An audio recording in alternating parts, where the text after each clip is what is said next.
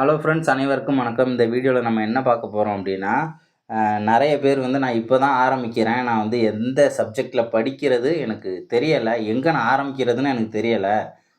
தமிழ் படிக்கிறதா, ஜிஎஸ் படிக்கிறதா? ஜிஎஸும் அந்தளவுக்கு முக்கியம் தான். என்னால் ஜிஎஸ்ஸையும் படிக்காமல் இருக்க முடியலை. தமிழ் அதுக்கு மேலே முக்கியமாக இருக்குது. அதையும் நான் எப்படி படிக்கிறது அப்படின்னு சொல்லிட்டு எனக்கு டோட்டல் கன்ஃபியூஸ்டாக இருக்குது. கன்ஃபியூஸ் ஆகி நான் எதையுமே படிக்காமல் விட்டுறேன் அப்படின்னு சொல்லிட்டு கேட்குறாங்க. ஸோ அவங்களுக்கான ஒரு பதிவு தான் இது. ஓகேவா? எதை ஃபஸ்ட்டு படிக்கலாம் அப்படின்னா, பிகினர்ஸ் ஃபஸ்ட்டு தெரிஞ்சுக்கோங்க. டிஎன்பிஎஸ்சி எக்ஸாமோட பேஸ் எது அப்படின்னு ஃபஸ்ட்டு தெரியணும் உங்களுக்கு. டிஎன்பிஎஸ்சி எக்ஸாமோட பேஸ் எது அப்படின்னா, நமக்கு தமிழ், அதுமாரி மேக்ஸ், இது ரெண்டும் தான் ரொம்ப பெரிய சப்ஜெக்டாக இருக்கக்கூடிய முக்கியமான ரெண்டு. ஓகேவா? அப்போ பேலன்ஸ் உள்ளதெல்லாம் கிடையாது அப்படின்னு கேட்கக்கூடாது. பேலன்ஸ் எதெல்லாம் முக்கியம் அப்படின்னா, பாலிட்டி, ஐஎன்எம், மொத்தத்தில் இந்த நாலும் தான் மேக்ஸிமம் எக்ஸாம் அந்த கொஸ்டின் பேப்பரில் கவர் ஆகக்கூடிய டாப்பிக்காக இருக்கும். ஓகேவா? அதில் ஜிஎஸ்ஸை நான் படிக்கணுன்னா வெறும் ஜிஎஸ்சியே படிக்க முடியுமா அப்படின்லாம் கேட்கக்கூடாது. எப்படின்னா, படிக்கிற விதம் அப்படின்றது எப்படி இருக்கணும்னு வச்சுக்கோங்களேன். இப்போ நீங்கள் தமிழ் படிச்சுக்கிட்டு இருக்கீங்க, காலையில் தமிழ் படிக்கிறீங்க, 10 மணிலேருந்து 2 மணி வரைக்கும் தமிழ் படிக்கிறீங்க. ஃபுல் டே தமிழே படிச்சிட முடியுமா? கண்டிப்பாக படிக்க முடியாது. ஓகேவா? அப்படியே படிக்க முடிஞ்சது, நான் பிகினர் தான் அப்படின்னா, ஃபஸ்ட்டு நீங்கள் தமிழை எந்த அளவுக்கு உங்களுக்கு படிக்கணும், போர் அடிக்காமல் நீங்கள் போயிட்டுருக்கீங்களோ அது வரைக்கும் நீங்கள் படிக்கலாம். அப்படி போர் அடிச்சதுன்னா என்ன பண்ணலாம் அப்படின்னா, ஜிஎஸ் எடுக்கணும். போர் அடித்தாலும் நான் தமிழ் தான் படிப்பேன்னு தமிழ்லேயே உட்காந்துருக்கக்கூடாது. ஓகேவா? போர் அடிக்கும்போது நம்ம படிக்கிற எந்த ஒரு சப்ஜெக்ட்டும் எந்த ஒரு பாயிண்ட்டும் நம்ம மைண்டில் நிற்காது. நம்ம மைண்டு எப்போ வரைக்கும் ஆர்வமாக படிக்குதோ ஸோ அந்த டேட்டாஸ் மட்டும்தான் மைண்டில் நிற்கும். ஓகேவா? அப்போ என்ன பண்ணுங்கள், தமிழ் படிக்கிறீங்க, போர் அடிக்குதுன்னா என்ன பண்ணலாம், ஜிஎஸ் படிக்கலாம். ஜிஎஸ்சில் எந்த மாதிரி சப்ஜெக்ட் எடுத்து படிக்கலாம் அப்படின்னா, ஜிஎஸ்ஸை பொறுத்தவரை நமக்கு வரலாறு ரொம்ப ஈஸியாக இருக்கும். என்ன வரலாறு அப்படின்னா, நம்ம ஆல்ரெடி பேலன்ஸ் உள்ள டாப்பிக்கை கூட நம்ம சொன்னால் கூட யோசிப்போம், இந்த மாதிரி சப்ஜெக்ட்லாம் படிச்சிருக்கோமா. சப்ஜெக்ட் ஞாபகம் இருக்கும், பட் உள்ளே சொல்லும்போது சில விஷயங்கள் இதெல்லாம் நம்ம ஸ்கூல் டைம்லேயே படிச்சிருக்கோமான்ற சந்தேகம்லாம் கூட வரும். ஆனால் நமக்கு சில டாபிக் மட்டும் ஆமாம் இதெல்லாம் படிச்சிருக்கேன்னு சொல்லி நம்ம உடனே இது ஈஸியாக தான் இருக்கும், இந்த கதை நல்லாயிருக்கும், அதை இப்போதைக்கு நம்ம படிச்சிருக்க மாட்டோம், ஸ்கூல் டைமில் படித்ததை வச்சு இது நல்லாயிருக்கும், பெட்டராக இருக்கும் அப்படின்றதுலாம் நமக்கு ஃபீல் ஆகும். ஸோ அந்த மாதிரி சப்ஜெக்ட் எடுத்து படிக்கலாம்ல.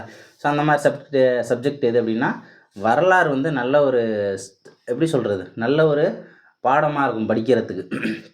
சிந்து சமவெளி நாகரிகம் நமக்கு தெரியும்ல. ஸோ அந்த மாதிரி அமைப்பெல்லாம் எப்படி இருந்துச்சுன்றது ஸ்கூல் டைமில் படிச்சிருப்போம். ஈஸியாக தான் இருக்குன்றது நமக்கு தெரியும். அதுமாரி முகலாயர்கள் வெறும் கதை தானே, சண்டை நடந்திருக்கும்.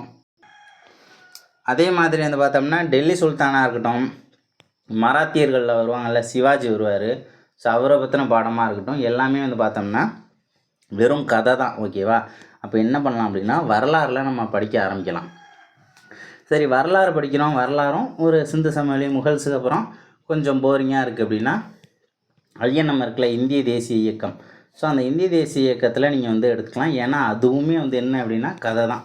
அதில் யார் யார் வருவாங்க, திலகர், அதான் பாலகங்கார திலகர், பாரதியார், அதே மாதிரி வஉசி, சுப்பிரமணிய சிவா, வாஞ்சிநாதன், இந்த மாதிரி முக்கியமான சுதந்திர போராட்ட வீரர்கள். ஸோ இவங்களை பற்றி தான் நம்ம அந்த இந்திய தேசிய இயக்கத்தில் படிப்போம். அதுவுமே எப்படி இருக்கும் அப்படின்னா, நமக்கு சுதந்திரன்றது எப்படி கிடச்சிதுன்னு ஒரு கதையாக இருக்கும். அப்படியே ஃபுல்லாக கதையாக தான் இருக்கும். நீங்கள் படிக்க ஆரம்பிச்சிங்கன்னா அப்படியே ஃப்ளோவாக கூட நீங்கள் படிச்சிடலாம். ஓகேவா? இந்த சப்ஜெக்ட்லாம் ஓரளவு ஸ்ட்ராங்காக ஆகிக்குவாங்க. அதுமாரி இப்போ வரலாறு படிக்கிறீங்க, உடனே வேற ஒரு சப்ஜெக்ட்டுக்கு தாவிடக்கூடாது. வரலாறு படிக்கிறோம், நமக்கு போர் அடிக்குது, சரின்னு ஐஎன்எம் எடுத்து படிக்கிறோம். ஓகேவா? திரும்ப நம்ம தமிழ் படிச்சிருப்போம். அந்த மாதிரி நமக்கு போர் அடிக்கும்போது என்ன பண்ணணும், ஆல்ரெடி படித்தோம்ல, சிந்துவெளி, முகலாயர்கள், டெல்லி சுல்தானு, ஸோ அதெல்லாம் எடுத்து ரிவிஷனும் பண்ணணும். கதை படிச்சிட்டோமே அப்படின்லாம் சொல்லிவிட்டு மூவ் ஆன் ஆகிடக்கூடாது. ஸோ அதில் இருக்கக்கூடிய ரிவிஷன் எந்தெந்த பாயிண்ட்டு முக்கியங்கிறத நம்ம கண்டிப்பாக ரிவிஷன் பண்ணி தான் ஆகணும். அடுத்தது என்ன பண்ணலாம் அப்படின்னா, ஸோ இதை ரிவிஷன் பண்ணிட்டீங்க அப்படின்னா ஓகே. இதை நீங்கள் ஜிஎஸ்ஸை தமிழ் படிக்கும்போது ஜிஎஸ் படிக்கக்கூடாதுன்னெலாம் எதுவுமே கிடையாது. என்ன அப்படின்னா, எல்லாத்தையுமே நம்ம ஒரு ஈக்குவல் லெவலில் எடுத்துகிட்டு போகணும், அவ்வளோதான். நம்ம தமிழும் ஒரு பக்கம் போயிட்டுருக்கணும், ஜென்ரல் ஸ்டடீஸும் ஒரு பக்கம் போயிட்டுருக்கணும். ஏன்னா நமக்கு ஜென்ரல் ஸ்டடீஸும் அதில் இருக்குது, தமிழும் இருக்குங்கும்போது நம்ம ஒரே பக்கத்தை நோக்கியே போயிட்டுருக்கக்கூடாது. ரெண்டுத்தையுமே அப்படியே ஈக்குவல் பண்ணி கொண்டுட்டு போகணும். நான் ஜிஎஸ் அப்புறமா படிக்கவா, தமிழை ஃபஸ்ட்டு படித்து முடிக்கவா, இல்லை அதுக்கப்புறம் மேக்ஸை படிச்சுட்டு, இல்லை தமிழையும் மேக்ஸையும் சேர்த்து படிச்சுட்டு நான் அதுக்கப்புறம் ஜிஎஸ் படிக்கவா அப்படின்லாம் சொல்லி பிளான் பண்ணாதீங்க. தமிழ் படிங்க. நைட்டு வந்து கண்டிப்பாக நீங்கள் மேக்ஸ் வந்து வச்சுக்கிட்டு தான் ஆகணும். ஏன்னா மேக்ஸ் வந்து டெய்லியுமே படிக்கணும். அது வந்து எப்படி சொல்கிறது, ஸ்டேபிளாக வச்சுக்கோங்க. டெய்லியும் எக்ஸாம் வரைக்குமே டெய்லி 2 hours அப்படின்றது மேக்ஸுக்கு நீங்கள் ஒதுக்கி தான் ஆகணும். வேறு வழியே கிடையாது. கண்டிப்பாக மேக்ஸ் படித்து தான் ஆகணும். அதே மாதிரி தமிழ் படிக்கிறீங்க அப்படின்னா, தமிழ் படிக்கும்போது திடீர்னு போர் அடிச்சதுன்னா வரலாறு படிங்க, ஐஎன்எம் படிங்க. ஐஎன்எம்லாம் ஓரளவு கம்ப்ளீட் பண்ணிட்டீங்க அப்படின்னா அதுக்கப்புறம் பாலிட்டி போங்க. பாலிட்டிலாம் நல்லாயிருக்கும். பாலிட்டிலாம் வந்து எடுத்தோடனே 10வது புக்கு, 12வது புக்கு, 11 அப்படின்லாம் சொல்லி போயிடக்கூடாது. ஃபஸ்ட்டு 6வதுல என்னென்ன சொல்லியிருக்காங்க, 7வதுல என்னென்ன சொல்லியிருக்காங்க, 8வதுல என்ன சொல்லியிருக்காங்க, 9th, 10th, 11th, 12th இந்த ஒரு ஆர்டரில் தான் நம்ம போகணும். எடுத்தோடனே நான் போய்ட்டு 9வது புத்தகத்தில் இருந்துக்கிட்டு நிறைய பாடலாம் கொடுத்துருப்பாங்க. அழுத்த குழுக்கள்னு சொல்லியிருப்பாங்க. ஒரு கட்சி, இரு கட்சி, பல கட்சி அப்படின்லாம் சொல்லியிருப்பாங்க. ஸோ அந்த இடம் எனக்கு திடீர்னு என்னன்னே புரியாது. நான் அப்படியே படிக்கிற மாதிரி இருந்தாலும் அதோடய பேஸெல்லாம் கொஞ்சம் கொஞ்சம் கற்று வச்சுருக்கணும். ஓகேவா? அப்படியே நமக்கு இதுக்கு முன்னாடி சிஎம்னா யாருன்னே அந்த பதவிக்கு அர்த்தமே என்னன்னு நமக்கு தெரியலைனாலும் 6வதுல போகணும். 6வதுலலாம் பார்த்தோம்னா சட்டமன்றம்னு ஒன்று இருக்குது, சிஎம்னு இருக்காங்க, அமைச்சர் இருப்பாங்க. ஸோ இந்த அளவு நம்ம பேசிக்லேருந்து தான் நம்ம வந்து போகணும். எடுத்தோடனே வந்து 10வதுல போயிட்டு ஆர்டிகிள்ஸ் அந்த மாதிரியெல்லாம் படிச்சுட்டு இருக்கக்கூடாது. அப்போ கான்ஸ்டியூஷன் அப்படின்றது நம்ம கான்ஸ்டியூஷன் எப்படி மேக் பண்ணாங்க, ஸோ அந்த மாதிரி கதெல்லாம் 6th தான் ஆரம்பிக்கும். ஸோ 6th அப்படி நீங்கள் 12th வரைக்கும் போனீங்க அப்படின்னா கான்ஸ்டியூஷனும் வந்து பார்த்தோம்னா எந்த ஒரு தடங்களும் இல்லாமல் நல்ல ஒரு சூப்பராக போகக்கூடிய ஒரு சப்ஜெக்ட் தான். எந்த சப்ஜெக்ட் தான் உண்மையாகவே நமக்கு தடங்களாக இருக்குன்னா கொஞ்சம் தலைவலியாக இருக்கிறது இந்த ஃபிசிக்ஸு. அதே மாதிரி இம்பார்ட்டன்ட் டாபிக்ஸை தவிர்த்து கொஞ்சம் நிறைய டாபிக் படிக்கணும்னு ஆசைப்பட்டோம் அப்படின்னா ஸோ அதெல்லாம் வந்து கொஞ்சம் நமக்கு தடங்களாக இருக்கிற மாதிரி இருக்கும். ஏன்னா வந்து அந்த இடம் கஷ்டம்தான். நீங்கள் இன்னொன்றுத்தையும் தெரிஞ்சுக்கணும், சயின்ஸ்லேருந்து கேட்கக்கூடிய கஷ்டமான கேள்விக்கு 1.5 மார்க்கு தான். நீங்கள் தமிழில் அட்டன் பண்ணக்கூடிய ஈஸியான கேள்விக்கும் 1.5 மார்க்கு தான். ஓகேவா? ரெண்டுக்குமே மார்க்குன்றது ஒன்று தான். ஆனால் அந்த கொஸ்டின் கஷ்டமாக இருக்கும், இந்த கொஸ்டின் ஈஸியாக இருக்கும். ஆனால் மதிப்புங்கிறது ஒரே மாதிரியான மதிப்பு, ஒரே மாதிரியான மதிப்பெண் மட்டும்தான் நமக்கு அங்கே கிடைக்கிது.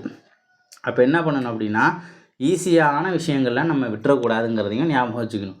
எந்த இடம்லாம் நமக்கு ஈஸியாக மார்க்கு கிடைக்குமோ ஸோ அந்த இடத்துல வந்து நம்ம லேகாக இருக்கக்கூடாது. ஓகேவா? அந்த இடத்துலலாம் நம்ம ரொம்ப ஸ்ட்ராங்காக இருக்கணும். உதாரணத்துக்கு தமிழ்லலாம் வந்து பார்த்தோம்னா ஏகப்பட்ட கொஸ்டின்ஸ் வரும். 100 கொஸ்டினில் கிட்டத்தட்ட 95 வரைக்கும் அசால்ட்டாக போடலாம். ஓகேவா? அதுமாரி நம்ம ஒரு பேஜ் படித்தா கூட அந்த பேஜ்லேருந்து ஒரு கொஸ்டின் இருக்குது அப்படின்றது நமக்கு தெரியும். ஏன்னா வந்து அந்தளவுக்கு ரொம்ப முக்கியமானது. உதாரணத்துக்கு ஆவரேஜாக சொல்லணும்னா நீங்கள் 5 பேஜ் படிச்சிங்கன்னா 5 பேஜ்லேருந்தே ஒரு கொஸ்டின். 10th புக்கை மட்டும் படிச்சிங்கன்னா கிட்டத்தட்ட உங்களுக்கு ஒரு 15 கொஸ்டின் 10th புக்லேருந்தே கேட்டு வச்சுருவாங்க. அந்தளவுக்கு முக்கியமான ஒரு புக்கு வந்து 10th. ஸோ இந்த மாதிரி வந்து பார்த்தோம்னா அங்கங்கே முக்கியமான கொஸ்டின்ஸ் அப்படின்றது தமிழில் ரொம்ப அதிகமாக வந்துடும். அதனால் என்ன பண்ணக்கூடாது, தமிழை வந்து நம்ம தமிழில் மட்டும் ரொம்ப லேகாக இருந்துடக்கூடாது. அதுமாரி ஜிஎஸ்னு பார்க்கும்போது எங்கே ஆரம்பிக்கிறதுனே தெரிலனா உங்களுக்கு எந்த கதை ரொம்ப பிடிக்குதோ அந்த கதையில் வந்து நீங்கள் ஆரம்பித்து அப்படியே படிக்க ஆரம்பிச்சிட வேண்டியதான். ஃபஸ்ட்டு ஹிஸ்ட்ரி, ஐஎன்எம், அதுக்கப்புறம் பாலிட்டி படிச்சுட்டு சரி அதுக்கப்புறம் எங்கே போகலாம், அதுக்கப்புறம் என்ன டாபிக் படிக்கலாம் அப்படின்னா ஜியாகிரஃபிலாம் எடுத்து படிங்க. 6வதுலேருந்து என்ன கொடுத்துருக்காங்க, 7th என்ன கொடுத்துருக்காங்க, 10th வரைக்கும் படிங்க. 10th வரைக்கும் என்னென்னலாம் சொல்லியிருக்காங்க. அதுமாரி டீ, காஃபி இதெல்லாமே இதில் வரும். டீ தூள், காஃபி தூள், எங்கெங்கே அதிகமான உற்பத்தி நடக்குது, சணல், நிலக்கரி, மாங்கனீஸு இதெல்லாம் சொல்கிறோம்ல, மைக்கா, இதெல்லாம் இந்த உற்பத்தியெல்லாம் எங்கே அதிகமாக இருக்குது, போக்குவரத்து எங்கே அதிகமாக இருக்குது, எங்கே பழங்குடியினர் வந்து நிறைய வாழ்கிறாங்க. நம்ம ஓவராலாக இந்தியாவை பற்றி இந்தியாவோட செட்டப்பு இப்படி தான் இருக்குது. இந்த பகுதியில் வந்து காடுகள் அதிகமாக இருக்குது, இந்த பகுதியில் பாலைவனம் அதிகமாக இருக்குது. என்ன நம்ம படிக்க போகிறோம், பாலைவனத்தோடைய பரப்பு எவ்வளவு, எந்த ஸ்டேட்டில் இருக்குது, எந்த ஸ்டேட்டு ரொம்ப பெரிய ஸ்டேட்டு, இந்த மாதிரி நம்ம என்ன பண்ணுவோம் அப்படின்னா இந்தியாவோட செட்டப்பை வந்து நம்ம தெரிஞ்சுப்போம். ஓகேவா? ஜியாகிரஃபி வந்து படிக்கலாம், நல்லாயிருக்கும். இடையில வந்து பார்த்தோம்னா சயின்ஸை நினச்சி உங்களுக்கு பயம் வந்துச்சு அப்படின்னா நம்ம ஆல்ரெடி போட்டிருக்கோம்ல, சயின்ஸில் வந்து எந்தெந்த டாபிக் வந்து ரொம்ப முக்கியம் அப்படின்னு சொல்லிட்டு போட்டிருப்போம். ஒரு 15 டாபிக் படித்தாலே மேக்ஸிமம் ஏரியா வந்து கவர் பண்ணிடலாம்னு சொல்லிட்டு. ஸோ அந்த 15 டாபிக், அந்த 15 டாப்பிக்கில் ஏதாவது ஒரு டாபிக் எடுத்து படித்து பாருங்கள். அதில் நீங்கள் வந்து எல்லா டாப்பிக்கையும் கம்ப்ளீட் பண்ணணும் அப்படின்றது அவசியம் கிடையாது. ஒரு டாப்பிக்காக கம்ப்ளீட் பண்ணுங்கள். ஆனால் கம்ப்ளீட் பண்ணுற நீங்கள் புத்தகத்தை வச்சுக்கிட்டு ரொம்ப கிளியர் கட்டாக கம்ப்ளீட் பண்ணிட்டு போகணும். ஏன்னா வந்து அதில் இருந்துலாம் கண்டிப்பாக கொஸ்டின்ஸ் வருன்றதுனால தான் 15 டாபிக் அப்படின்றது மஸ்ட் அப்படின்னு சொல்லி கொடுத்தது. ஓகேவா? ஆனால் மேக்ஸுன்றது வந்து டெய்லி நம்ம ஸ்டேபிளாக படிக்கக்கூடிய ஒரு சப்ஜெக்டாக இருக்கணும். ஓகேவா? அதனால் வந்து நான் தமிழை ஃபஸ்ட்டு ஃபுல்லாக கம்ப்ளீட் பண்ணிவிட்டு அதுக்கப்புறம் ஜிஎஸ் படிக்கவா அப்படின்ற பிளான் வச்சுக்காதீங்க. ஏன்னா தமிழை மட்டுமே நம்மளால் ஃபுல் டைம் படிக்க முடியாது, ஜிஎஸ்ஸை மட்டுமே நம்மளால் ஃபுல் டைம் அப்படின்றது படிக்க முடியாது. இடையில கண்டிப்பாக போர் அடிக்கும். போர் அடிச்சுதுன்னா என்ன பண்ணலாம்? ஜிஎஸ் எடுத்து படிங்க. சரி, ஜிஎஸ்ஸை படிங்க. போர் அடிச்சதுன்னா என்ன பண்ணலாம்? தமிழ் எடுத்து படிங்க. ரெண்டுமே போர் அடிக்குதா? ஒன்றும் பிரச்சனை இல்லை, கொஞ்சம் நேரம் இழுத்து போத்திட்டு தூங்குங்க. அதுவும் போர் அடிக்குது அப்படின்னா ஏதாவது ஒரு படத்துக்கு போயிட்டு வாங்க. அதுக்குன்னு டெய்லியும் படத்துக்கு போயிட்டு வந்துடக்கூடாது. ஓகேவா? இது வந்து ஒரு 10 டேஸ் ஒன்ஸ் வந்து ரொம்ப போரிங்காக இருக்குது அப்படின்னா நீங்கள் அந்த மாதிரி கூட போயிட்டு வரலாம், தப்பு கிடையாது. மொத்தத்தில் ஜிஎஸ்ஸு, தமிழ், மேக்ஸு எல்லாமே வந்து பார்த்தோம்னா ஒரு 2% இன்க்ரீஸ் பண்ணணும். தமிழில் வந்து 100% இன்க்ரீஸ் பண்ணிவிட்டு நான் திரும்ப 0வில் இருக்கக்கூடிய ஜிஎஸ்லேருந்து நான் படிக்க போகிறேன் அப்படின்னு சொல்லிட்டு 0, 1, 2ன்னு ஜிஎஸ்சில் ஆரம்பித்தோன்னு வச்சுக்கோங்களேன். ஆல்ரெடி தமிழில் படித்த 100%ங்கிறது 95, 94, 90 அப்படின்னு சொல்லிட்டு இறங்கிட்டு வந்துட்டு இருக்கும். ஓகேவா? அப்போ படிக்கும்போதே என்ன பண்ணுங்கள், தமிழில் ஒரு 5% படிங்க, திடீர்னு ஜிஎஸ்சில் ஒரு 3% படிங்க, மேக்ஸில் ஒரு 1% படிங்க, திடீர்னு அப்படியே தமிழை 10ஆக மாற்றுங்க, இதில் ஒரு 5, 7 ஸோ இந்த மாதிரி நீங்கள் பர்சன்டேஜை ஈக்குவலாக கொண்டுட்டு போங்க. அதுதான் வந்து நமக்கு ரொம்ப முக்கியமானது. ஏதாவது ஒன்று இதை முடிச்சுட்டு தான் நம்ம அடுத்தது ஆரம்பிக்கணுன்றது அவசியம் கிடையாது.